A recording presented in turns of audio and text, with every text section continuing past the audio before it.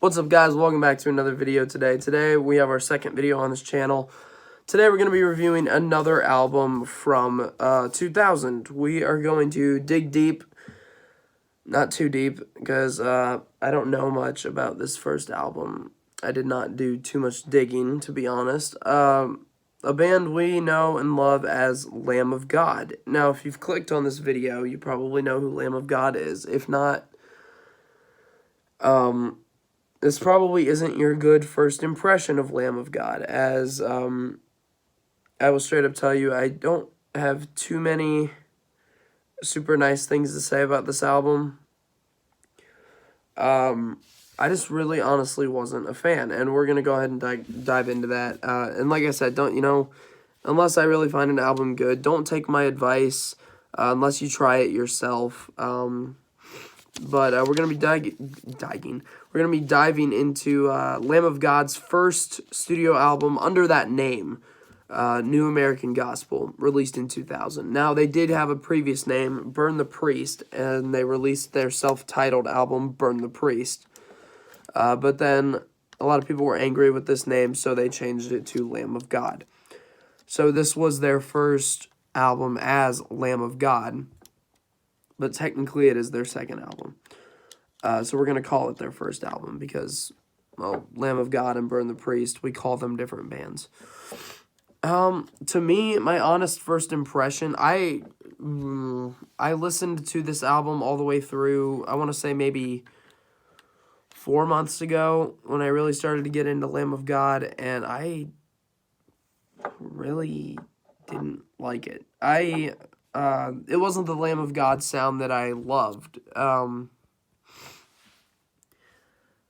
But then again, I tried it out again the other day. I listened to it all the way through, and I really didn't like it. I mean, look, if you like this album, I understand. There's a lot of good parts of this album, but it's just not for me. My first thought that I wrote down was it's honestly a really long album for what it is. It's like an hour long, and it's all the same. A lot of it is just the same style of screaming, and it's honestly, it's not a kind of screaming I've ever heard before, and I honestly can say it's not really one that I like. The rest of Lamb of God's work is quite different from this album, and I typically like most of Lamb of God's stuff. My second point I already got to. There's just not much variety in this album. All the guitar sounds the same. There's a lot of the same drums, and it's just, the sound isn't good. It is a very acceptable first studio album for a band, because obviously when you first start out, you're not gonna be like amazing. I mean, there are bands that can truly say like, oh, our first album was probably our best one, like for me that example was Linkin Park, you know what I mean? But some bands, it just doesn't start out with amazing sound, and I would say Lamb of God is one of those bands, even though Lamb of God is one of the bands on my top for metal. Love Lamb of God. I can sit through the whole album, but it's actually very difficult. It's really hard to sit through the album for me. Like I've already said, I love most of Lamb of God's work, but this album truly, and I'm not trying to sound like a boomer or anything, this album truly does give me a headache. Like, I've honestly tried to like it. I've listened to it 2 or 3 times now, and I just can't.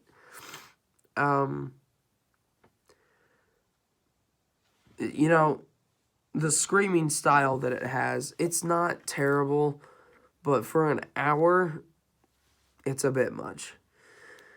We went over Children of Bodom's Follow the Reaper last night, and honestly, that screaming style, I could listen to it all day, but for some reason, this one, I just can't, even though they're a little similar. There are some heavy riffs that I'm a big fan of. Lamb of God has always been good at just laying down some of the most gruesome, fucking neck-breaking grooves and riffs, and you can see a bit of that in this album. but I think it really starts to pick up around Ashes of the Wake. And if you guys want me to review that album, I would gladly do that because I'm actually a fan. The drums, I already said this, the drums are pretty repetitive. There are some good parts of this album. The album art is very fitting for the album. And, you know, like, I wasn't a huge fan of the album itself, but the fact that the album art, for some reason in my brain, ties into the style of music, I like that. And, you know, that gives it a few extra points for me, because when you look at an album cover, you want to know what you're getting into. You know what I mean? Like, you want to look at the album art and say, okay, this is going to be heavy, or this is going to be fucking weird, or this is going to be really soft stuff. Like, if it's a picture of someone's face, you typically know it's a country album. I mean, come on. We can kind of connect to what the album is going to sound like based on that. And this is one of those albums. Next point. Don't get me wrong. To some people, this is a perfect album. You know what I mean? Like, a lot of people love the raw aspect of bands' early work. And typically, I do too. But I've tried to like this album. I've tried this album 3 times now, and I just can't force myself to love it. If I don't like an album, I always re-listen to it to see, like, okay, maybe I just wasn't used to this, or, you know, maybe I wasn't warmed up to the whole thing yet. I truly just don't like this album that much. And I feel bad saying that, you know, but, like, opinions are opinions. We don't have to hide those. And especially on this channel, like, if you guys disagree with me, tell me in the comments, but don't be a dick about it. You know what I mean? Just, like, say, oh, hey, yeah, I mean, it may not be their best album, but I kind of disagree, you know, this is really good. Shit like that. You don't have to say, like, dude, your opinions are ass. Like, just be chill. And we'll all get along. There are truly a lot of nice and heavy and even chilling parts of this album. Yes, I said it. And the reason I do not have the hard copy, as I did with Children of Bodom, is because I have not brought myself to purchasing this album. Just simply because it is not something I would like to religiously listen to. And before I give my overall rating out of 10, I apologize. I'm still recovering from my sinus infection. But before I do give my full out of 10 rating, I will say, I'm a huge Lamb of God fan. You know, like, I own most of their discography. I have As the Palaces Burn, Ashes of the Wake, Sacrament.